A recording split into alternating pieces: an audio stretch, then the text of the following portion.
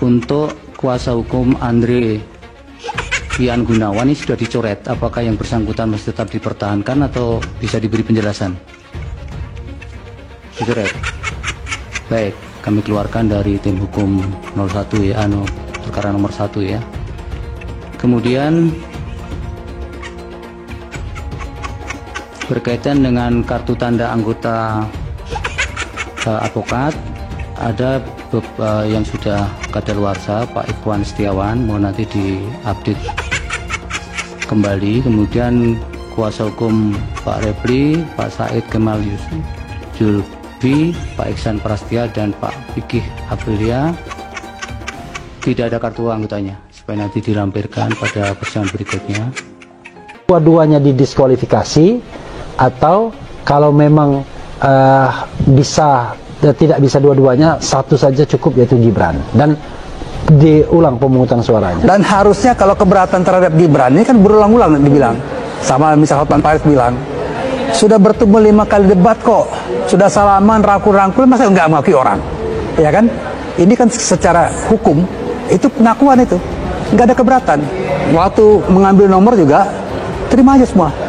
Harusnya ketika mau dimulai keberatan, tapi kan tidak keberatan. Keberatan semua ini, gugatan semua ini ada ketika kalah, ya kan? Ketika kalah baru ngomong macam-macam, dan kemudian mereka tidak menempuh. Kalau menurut saya ini, paslon 01 tidak taat hukum. Lawyer itu pegangannya adalah undang-undang, ya? Bukan pendapat, bukan opini, bukan asumsi. Bahwa tampak aneh apabila pemohon baru mendalilkan dugaan tidak terpenuhinya syarat formil pendaftaran pasangan calon presiden tahun 2024 setelah diketahui hasil penghitungan suara. Pertanyaannya adalah, andai kata pemohon memperoleh suara terbanyak dalam pemilu 2024, apakah pemohon akan mendalilkan dugaan tidak terpenuhinya syarat formil pendaftaran pasangan calon? Tentu jawabannya tidak, Yang Mulia. Semestinya pemohon melayangkan keberatan, atau setidak-tidaknya keberatan ketika pelaksanaan mulai dari pengundian nomor urut pasangan calon sampai dengan pelaksanaan kampanye dengan metode debat pasangan calon. Bahwa dalam kenyataannya pemohon tidak mengajukan keberatan sama sekali kepada termohon, baik ketika pelaksanaan pengundian nomor urut pasangan calon maupun pelaksanaan kampanye dengan metode debat pasangan calon. Sebaliknya, pemohon bersama pasangan calon nomor urut 2 mengikuti tahapan pengundian nomor urut dan tahapan kampanye dengan metode debat pasangan calon. Bahkan dalam pelaksanaan kampanye dengan metode debat pasangan calon, pemohon saling melempar pertanyaan, jawaban, serta sanggahan dalam semua kesempatan kampanye dengan metode debat yang difasilitasi oleh termohon. Sekali lagi, Yang Mulia, pemohon tidak menyampaikan keberatan apapun. Apa yang dimaksud dengan kelakuan super cengeng? Pada waktu pencalonan, pengumuman pencalonan, semuanya ceria, bersembira, bawa pendukung, dan semua calon dianggap sah, tidak ada protes apapun. Demikian juga waktu debat, semuanya ceria. Calonnya pun tidak pernah ada kata-kata, kamu tidak sah sebagai calon, kamu tidak sah sebagai cawapres. Ceria semuanya. Sama seperti anak tadi, waktu permennya masih ada, ceria. Tapi begitu kalah pemilu, langsung merengek-rengek, oh itu, kamu tidak sah sebagai calon. Sama seperti, makanya saya bilang super cengeng. Kayak Prabowo menang segera pindah agama, saya nggak percaya. Ya, saya yang percaya yang menang itu adalah Anies Baswedan. Karena Allah tidak ridho Prabowo jadi presiden. Kenapa? Waktu saat kampanye bukannya berzikir malah berjoget-joget nggak jelas. Lihat Anies kampanye sambil jadi imam dari padang, kan itu untuk jadi presiden. Mana pantas Prabowo jadi presiden, hasilnya apa? Kampanye bukannya berzikir, bukannya berselawat, malah joget-joget nggak jelas. Udah badannya kayak apa? Tuhan, jika kami kumpulan orang-orang menuntut kebenaran, alirkan badai tsunami, arahkan alirannya menuju KPU, menuju Bawaslu, menuju Istana. Tuhan, dalam Ramadan 1445 Hijriah, kabulkan ya Rabb. Bapak udah sepuh, udah kasih aja yang mudaan. Ntar lagi diganti nama Samsul, aduh. Iya nggak? Itu muda kok. Ya Samsul apalagi pelangap pelongo, pinter nggak sih? Ya ngomong aja kagak pinter, udah jauh sama. Kata siapa? Pas debat kan pinter banget ya. Aduh lawang diajarin, ada monitornya di belakang. Oh kita emang bukan. Apalnya kok? Ya. Pak, Indonesia orang pinter, rakyatnya orang cerdas. Jangan mudah dibodohi. Mereka oligarki dengan semena-mena seperti itu, ngapain? Ini kalau Prabowo jadi tetapin presiden gimana ini malam Ya ini? mau nggak mau diterima udah, mau gimana? Kita udah berusaha ya tiap hari. Katanya Perang. Perang. Itu udah perang. Tapi kan tetap menangan mereka, Pak. Teman kita ditangkap-tangkepin apa itu? Siapa yang jadi Bapak Presiden? Anies. Abah Anies jadi presiden. Entah dilantik Abah Anies nomor 1. Abah Anies. Abah Anies nomor 1. Cinta damai. Dicium sama anak kecil mau, sama bapak-bapak mau, sama nenek-nenek cium tangan mau. Presiden kayak gitu. Abah Anies jadi presiden sedunia. Abah Anies. Abah Anies nomor 1. Abah Anies. Abah Anies nomor 1 yang dilantik, pengumuman menang Abah Anies. Alhamdulillah Abah Anies nomor 1. Penentuan 2024, apakah Indonesia akan dilepas ke tangan asing? 2024 hanya segelintir rakyat yang masih waras, yang bisa berpikir, yang masih bersikap proaktif terhadap keadilan, kebenaran untuk anak cucu kita. Bagaimana nasib anak cucu kita di kemudian hari jika Bawaslu, KPU, pemerintah dan lembaga semuanya bersikap munafik ketika konstitusi tidak dijalankan dengan benar, ketika konstitusi dihianati, maka itulah terjadinya pengkhianatan terhadap rakyat Indonesia yang sudah menitipkan ribuan jutaan suara kepada sebuah lembaga. Ketika lembaga-lembaga itu mengkhianati, artinya perang antara pemerintah, lembaga versus rakyat. Oke?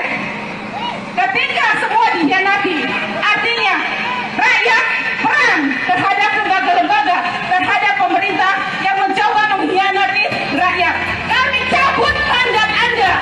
Kami cabut mandat Anda karena kami sudah menitipkan suara Anda, suara kami kepada Anda. Ketika Anda hianati, kami cabut, kami ambil, karena itu adalah hak kami. Itu suara kami, suara murni kami. Bawaslu, tinggal beberapa hari lagi Anda kawal KPU.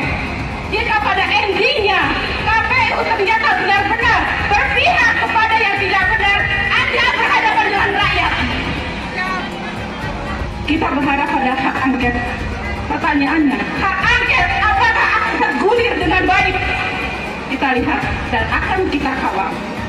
Setelah itu, jika semua itu tidak terjadi, maka Jokowi harus mundur dengan terhormat, atau terpaksa Anda kami mundurkan dengan parlemen jalanan. Oke, tak konsisten, istiqomah.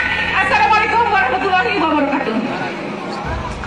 Pilpres sudah sebulan lalu dan Pak Anies masih menyindir Pak Prabowo, tapi itu haknya Pak Anies. Saya hanya ingin menambahkan informasi. Pertama, di era demokrasi Pak Prabowo pernah merasakan menjadi oposisi selama 10 tahun, sedangkan Pak Anies belum pernah menjadi oposisi.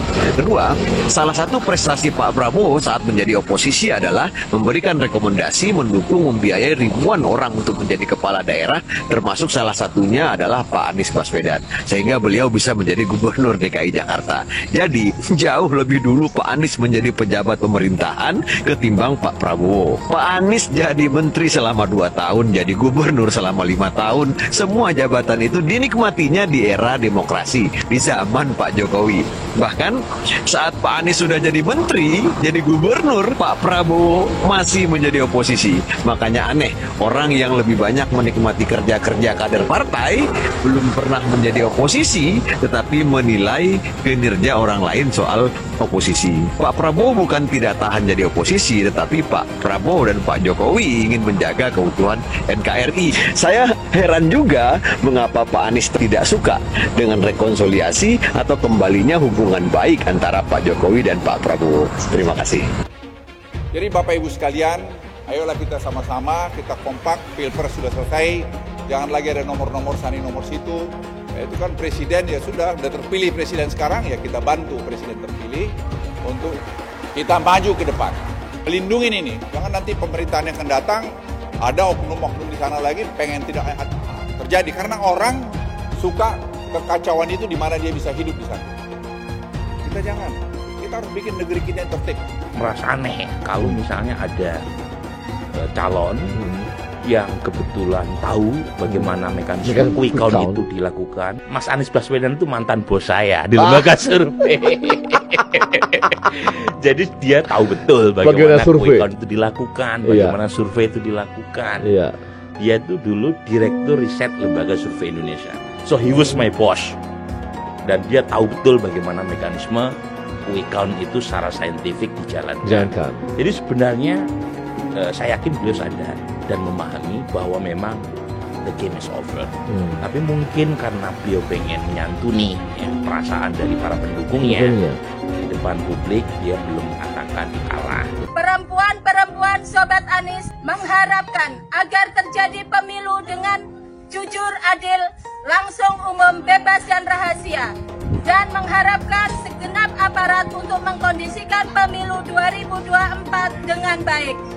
Jangan pernah memicu kemarahan rakyat. Jangan salahkan rakyat.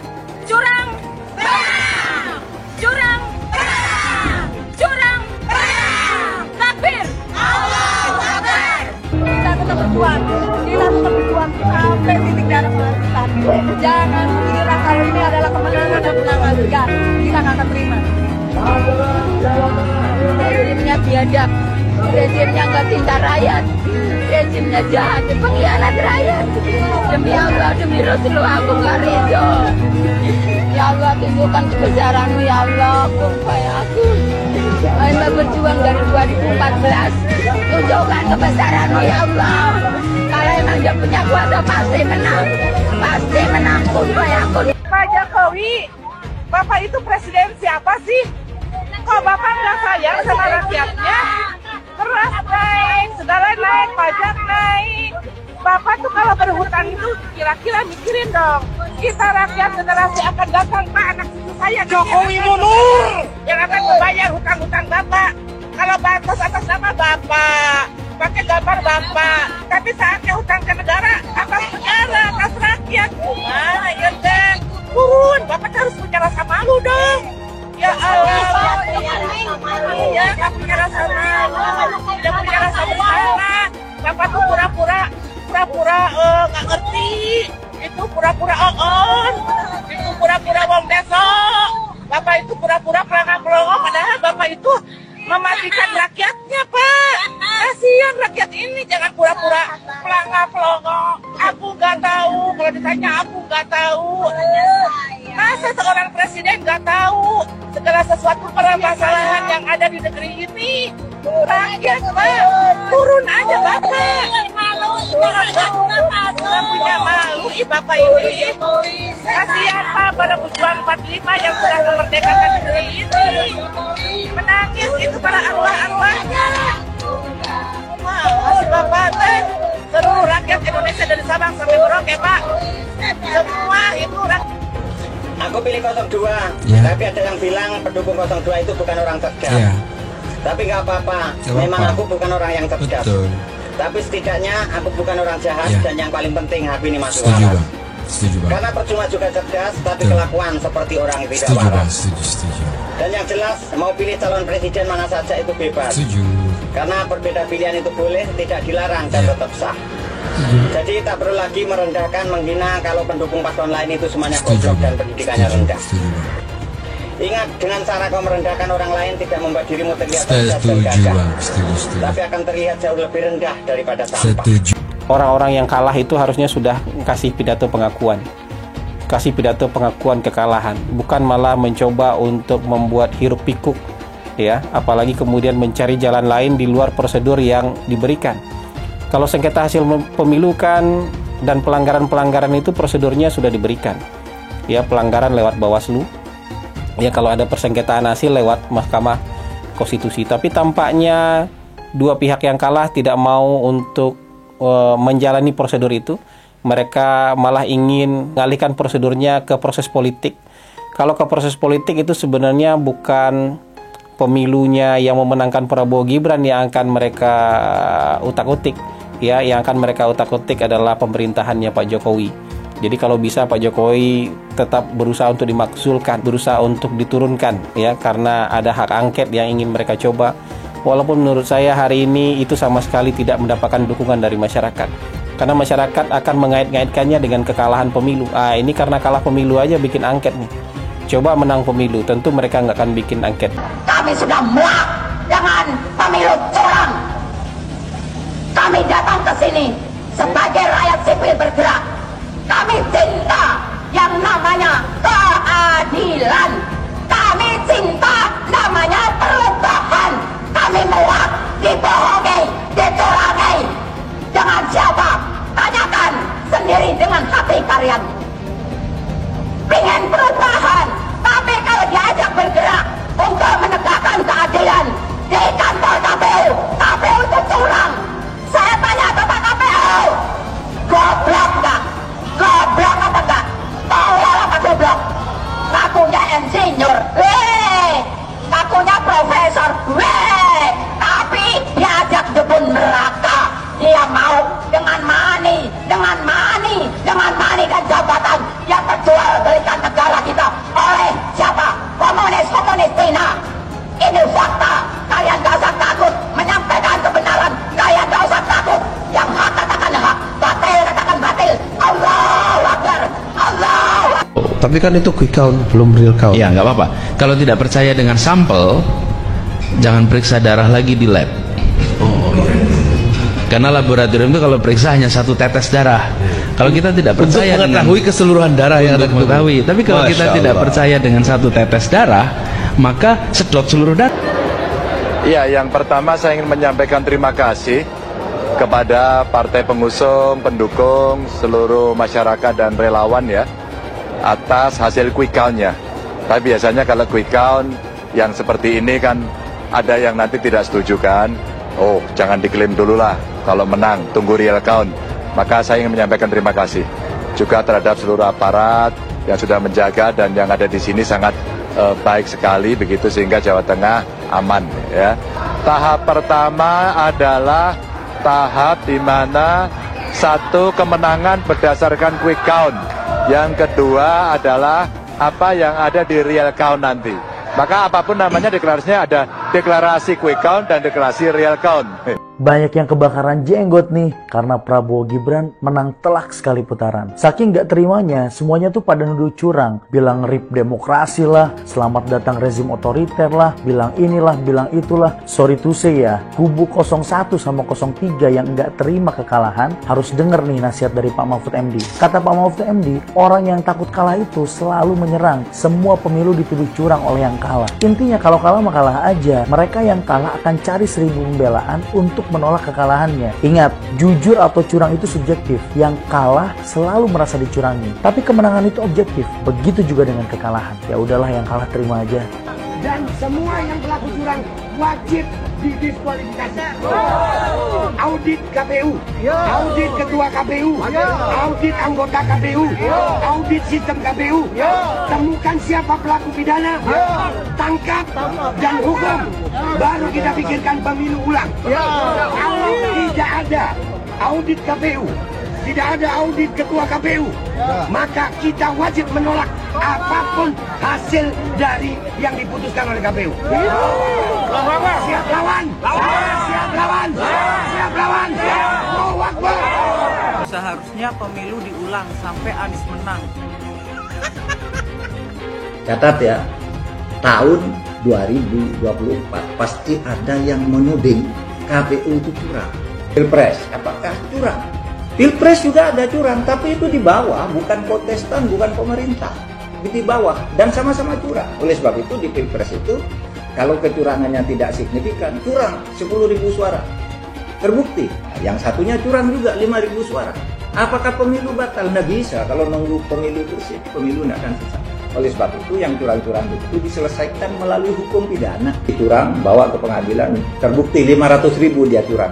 Tetap menang dia. Karena 500.000 ini kalau diberikan ke saya, tetap kalah 4 juta. Tapi apakah yang curang 500.000 itu dibiarkan? Tidak. Itu ke pengadilan pidana. Teman-teman, saya harus bilang bahwa orang-orang yang semakin panik dengan tingginya approval rate atau tingkat kepuasan publik terhadap Pak Jokowi, semakin hari semakin biadab. Di jagat dunia maya, ramai mereka sebut Pak Jokowi sebagai pengkhianat, pembohong, dan lain-lain. Ramainya upaya pembusukan kepada Pak Jokowi yang saya duga adalah sebagai upaya elektoral untuk menghentikan fenomena tingginya approval rate Pak Jokowi. Dinyinyirin seolah Pak Jokowi membagikan bansos untuk meningkatkan tingkat kepuasan masyarakat. Padahal saat menyusun program bansos, setidaknya 8 kementerian itu dilibatkan. Bahkan kebutuhan akan bansos ini dikaji secara teknokratik oleh Bappenas, dianalisis perspektif keuangannya oleh Kementerian Keuangan, lalu disetujui oleh DPR RI yang lintas fraksi. Saat itu nggak diributin, bahkan disetujuin. Lalu kenapa sekarang diributin? Ya program bansosnya diributin, ya Pak Jokowi yang bagiin langsung bansosnya juga diributin. Ya karena yang ributin ini dulu belum merasakan dampak elektoral dari pecah kongsi dengan Presiden Jokowi. Ketika dampak tersebut udah dirasain, mereka sibuk menyerang Pak Jokowi dengan membabi buta. Jangan hanya karena adanya korelasi negatif antara kepuasan rakyat terhadap kinerja Pak Jokowi dan elektabilitas si Copras-Capres, maka terkesan takut kalau Pak Jokowi dicintai rakyat. Bahkan mereka nggak ada yang bisa buktiin semua tuduhan yang mereka tembakin ke Pak Jokowi. Justru dari kubu mereka lah yang pernah terbukti melakukan kecurangan. Saya mensyukuri kenapa kalah, kenapa ditahan. Saya bersyukur atas itu semua. Saya coba bayangkan ya, kalau seandainya waktu itu kita menang gitu ya, hari ini belum tentu kita bisa nikmati seperti ini. Kita bersyukur 5 tahun Tuhan izinkan kasih ke orang yang pintar ngomong untuk kerja. Coba kalau kita bayangkan gitu ya, kalau kemarin saya masih jadi gubernur, ini saya udah turun ini. Tapi yang pintar ngomong itu dikira orang hebat kan? Ini lebih berbahaya tahun 2024, langsung ketahuan karakternya. Langsung ketahuan itu. Di saya juga ada kutipan Pak di kamar saya Pak. Tulisannya, Jakarta telah mengambil keputusan yang fatal. Jangan hanya konsentrasi pada pembangunan benda-benda mati yang indah difoto dan bisa ditunjukkan dalam 5 tahun hasilnya. Kalau kita mau menilai sebuah janji, maka lihat janjinya atau lihat kenyataannya. Dulu janjinya apa ya? Dan ini aneh, betul-betul aneh. Ini bukan kampanye, tapi saya sampaikan sini. Di satu sisi menyiapkan jalur-jalur air untuk dikirim ke laut, di sisi lain di lautnya dipasang dengan pulau reklamasi, tinggal tunggu waktu jadi rob, air balik. Dan ini melawan sunatullah. Kenapa? Air itu turun dari langit ke bumi, bukan ke laut. Harusnya dimasukkan ke dalam bumi, masukkan tanah. Di seluruh dunia air jatuh itu dimasukkan ke tanah, bukan dialirkan pakai gorong-gorong raksasa ke laut. Jakarta telah mengambil keputusan yang fatal. Bukan banjir, itu memang parkir air. Bukan banjir, itu memang parkir air. Masyarakat berkeliling dengan membawa toa untuk memberitahu semuanya, termasuk sirine. KAI-BON 82 miliar. Apa alat transportasi yang dimiliki oleh hampir setiap orang? Alat transportasi yang dimiliki semua orang adalah kaki. Kalau seandainya orang Jakarta percaya Pak Anies jadi gubernur pun, saya berani jamin kok dia akan lakukan normalisasi yang sama seperti saya lakukan kok. Gak usah bohong lah. Ketika air sampai di muara, maka siap untuk dipompa ke laut. Pancasila Soekarno, ketuhanan ada di pantat. Anak Tuhan dari mana? Kalau Yesus anak Tuhan, bidangnya siapa? Besok di seluruh wilayah Indonesia kami katakan damai. iblis hanya menggoda orang yang beriman. Makanya jarang-jarang orang kafir kerasukan setan. Yang kerasukan setan itu orang baik-baik. Jarang, saya belum pernah nengok Cina kerasukan setan. Pernah tak Ahok itu kerasukan setan? Enggak, setannya juga. Karena sesama setan dilarang saling menggoda. Karena di salib itu ada jin kafir. Karena di salib itu ada jin kafir. Karena di salib itu ada jin kafir. Haleluya. Kepalanya ke kiri apa ke kanan? Kepalanya ke kiri apa ke kanan? Tetap percaya salib itu lambang mulia, bukan jin. Kok ketawa? Aku gak nyindir siapa-siapa loh. Anies merupakan antitesis daripada Pak Jokowi. Antitesis artinya bertolak belakang dengan Jokowi. Anies sudah menyatakan tidak akan melanjutkan semua program dari Pak Jokowi. Jadi semua pembangunan yang dilakukan oleh Pak Jokowi akan dihentikan oleh Anies jika Anies menjadi presiden. Lagi pula Anies didukung oleh khilafah dan pendukung Anies adalah ormas seperti FPI dan HTI. Apa kita mau FPI dan HTI kembali di Indonesia jika Anies memimpin? Anies juga dikenal sebagai bapak politik identitas yang menghalalkan segala cara untuk menggapai kekuasaannya, termasuk menggunakan politik identitas berbasis agama. Lihatlah di kasus Ahok waktu itu. Kita sudah bisa melihat hasil kerja Anies selama 5 tahun di Jakarta. Tidak ada satupun janji yang dipenuhi dan tidak ada kinerja yang bisa dibanggakan. Dari DP 0%, OKOC, kelebihan bayar, Formula E, banjir, sumber resapan, jalan rusak, dan gonta-ganti nama jalan. Lihatlah rekam jejak Anies selama 5 tahun. Bayangkan Indonesia ke depan jika dipimpin oleh Anies. Dan bayangkan jika Anies menang. HTI dan FPI, ormas khilafah yang dibubarkan itu akan dikembalikan oleh Anies. Apakah kita mau Pancasila diganti jadi khilafah? Perkataan Ahok sudah terbukti dan Jakarta sudah menjadi korban. Jangan biarkan Indonesia menjadi korban kibulan Anies Baswedan. Umat minoritas, terutama kaum Tionghoa, tidak akan memilih Anies Baswedan. Cobalah kita lihat ya di dalam formulir mereka kan, mereka mengatakan bahwa seakan-akan itu keterpilihan Prabowo itu karena kecurangan atau karena ada bansos. Ini kan sangat melukai hati rakyat Indonesia kan. Coba bayangkan, rakyat Indonesia sudah memberikan pilihannya dan mereka memilih Prabowo dari hati nuraninya sendiri. Merdeka dia memilih, tidak ada yang paksa, ya kan? Dia bebas memilihnya. Tiba-tiba dikatakan, oh itu karena curang. Nah ini terluka hati bangsa Indonesia seperti itu. Jadi saya pikir kita tetap juga harus berhati-hati, harus mempertimbangkan bagaimana perasaan rakyat Indonesia yang sungguh-sungguh dari hatinya yang paling dalam, memilih dan mencintai Prabowo, Subianto, dan Gibran, begitu loh. Baik, kita jadi saya tetap optimis, saya percaya kepada Mahkamah Konstitusi, ya, dan dia akan memberikan putusan yang adil gitu. Pelajari permohonan-permohonan dari 01 maupun 03 yang selalu saya katakan itu adalah salah kamar. Saya yakini ini 8-0 nanti hakimnya, karena saya sih tidak pernah mikir Pak hakimnya, ya kan? Saya tidak pernah berpikir begitu. Saya anggap mereka itu semuanya adalah seorang hakim Mahkamah Konstitusi yang akan memutuskan secara adil. Jadi kalau saya perkirakan karena eksepsi yang kita ajukan ini adalah eksepsi absolut dan eksepsi cacat formil, di mana permohonannya ini seharusnya tidak diajukan ke MK tapi harus ke Bawaslu. Saya yakin mungkin perkiraan saya sih itu 8-0 ya. Semuanya lah hakim-hakimnya 8 orangnya itu akan setuju bahwa ini tidak bisa masuk ranah DMK. Itu perkiraan saya. Jadi yakin betul itu saya soal itu. Karena saya pikir kita kan menganut prinsip hukum positif kan gitu. Kita harus menegakkan hukum acara yang berlaku. Jadi hukum acara itu sebagai pedoman untuk bisa menegakkan suatu keadilan. Gak mungkin suatu keadilan dapat dicapai dalam suatu perkara apabila hukum acaranya itu tidak ditaati. Jadi saya yakin dan percaya Mahkamah Konstitusi pasti mentaati hukum acara, dan dengan mentaati hukum acara maka maka seharusnya putusan mereka itu menyatakan permohonan mereka ini salah kamar, dengan kata lain secara hukum dikatakan bahwa tidak pada tempatnya.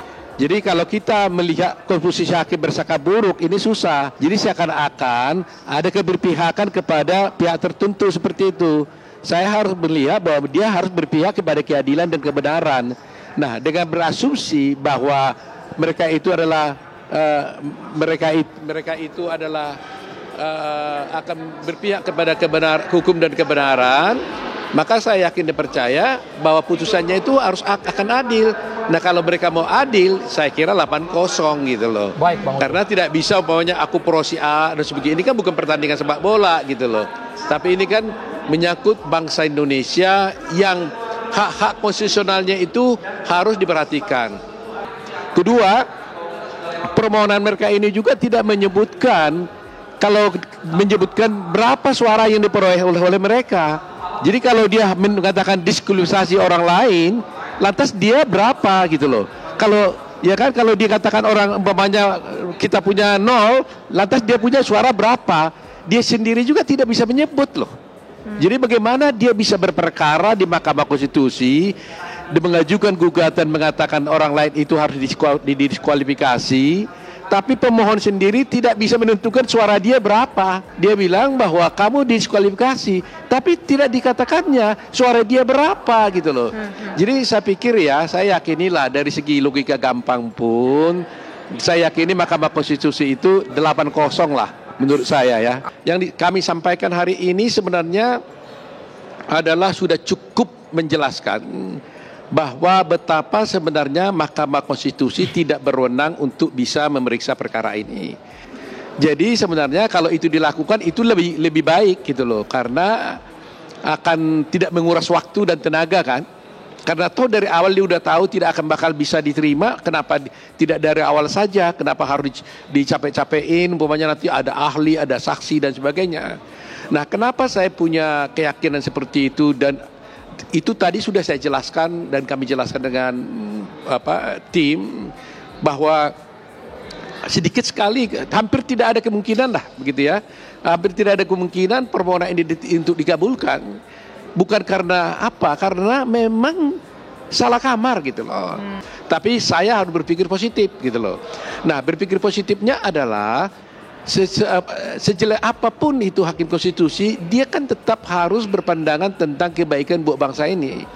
Hukum acara itu biar bagaimanapun tidak bisa dilanggar. Kalau hukum acara dilanggar, pasti keadilan itu tidak bisa tercapai. Karena hukum acara itu dipakai adalah untuk menjaga hukum material gitu loh.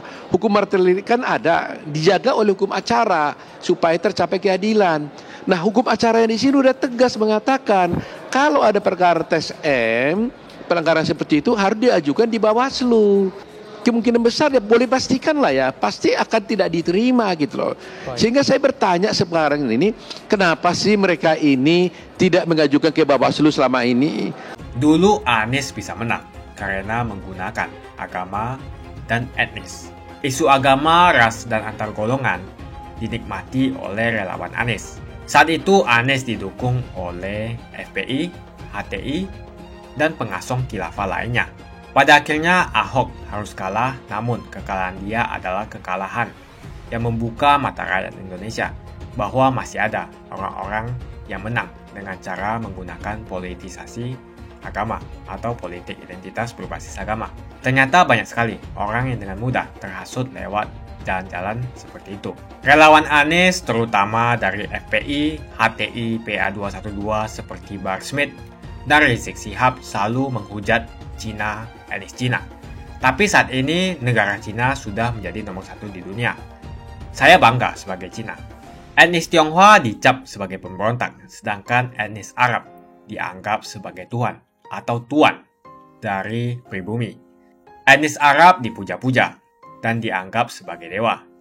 Lihat saja Rizik Syihab dan Bahar Smith dipuja-puja, padahal mereka mengujar kebencian. Pengasong khilafah seperti Rizik Syihab, Bahar Smith, dan teman-teman, mereka hanya buat gaduh di Indonesia. Sedangkan negara yang mereka sanjung-sanjung itu, Arab Yaman, masih belum maju dan masih terbelakang. Saya percaya Indonesia dengan mayoritas pribumi juga akan menjadi negara maju. Seharusnya Arab Yaman belajar dari negeri Cina, seperti kata kitab suci. Belajarlah sampai ke negeri Cina. Anies dan juga pendukung Anies seperti Rizik Syihab, Bahar Smith, dan kelompok-kelompok HTI dan FPI harus belajar ke negeri Cina supaya tidak lagi melakukan kelebihan bayar. Yang jelas saya memilih pribumi, bukan yang dari Yaman. Ganjar jelas pribumi, nasionalis, dan pasti akan melanjutkan visi dan misi dari Pak Jokowi. Suara Ahok merepresentasi warga minoritas, dan etnis Tionghoa mendukung Ganjar Pranowo. Ahok pasti akan mendukung Ganjar, karena Ahok anti radikalisme. Ahok yang jelas tidak akan mendukung Anies Baswedan, karena Anies Baswedan didukung oleh kelompok khilafah, HTI, dan FPI, ormas terlarang itu. Anies merupakan antitesis daripada Pak Jokowi, dan diragukan kenasionalisannya, apalagi pribumiannya. Antitesis artinya bertolak belakang dengan Jokowi. Anies sudah menyatakan tidak akan melanjutkan semua program dari Pak Jokowi. Jadi semua pembangunan yang dilakukan oleh Pak Jokowi akan dihentikan oleh Anies jika Anies menjadi presiden. Lagi pula Anies didukung oleh khilafah, dan pendukung Anies adalah ormas seperti FPI dan HTI. Apa kita mau FPI dan HTI kembali di Indonesia jika Anies memimpin? Anies juga dikenal sebagai bapak politik identitas yang menghalalkan segala cara untuk menggapai kekuasaannya, termasuk menggunakan politik identitas berbasis agama. Lihatlah di kasus Ahok tadi itu. Kita sudah bisa melihat hasil kerja Anies selama 5 tahun di Jakarta. Tidak ada satupun janji yang dipenuhi dan tidak ada kinerja yang bisa dibanggakan. Dari DP 0%, OKOC, kelebihan bayar, Formula E, banjir, sumber resapan, jalan rusak, dan gonta-ganti nama jalan. Lihatlah rekam jejak Anies selama 5 tahun. Bayangkan Indonesia ke depan jika dipimpin oleh Anies. Dan bayangkan jika Anies menang. HTI dan FPI, ormas khilafah yang dibubarkan itu, akan dikembalikan oleh Anies.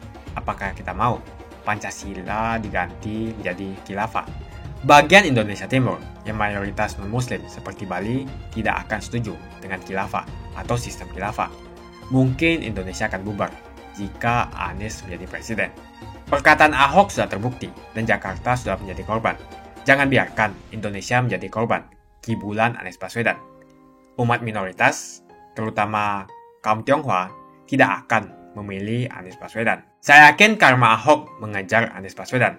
Dulu Anies memainkan politik identitas kepada Ahok. Sekarang Anies dipertanyakan kepribumiannya karena dia dari Yaman. Itu saja opini saya hari ini. Tuliskan opini kalian tentang Anies Baswedan. Jika kalian setuju dengan pendapat saya di video ini, pastikan kalian menekan like di video ini dan bagikan video ini ke teman dan family Anda supaya mereka semua mengetahui tentang informasi ini.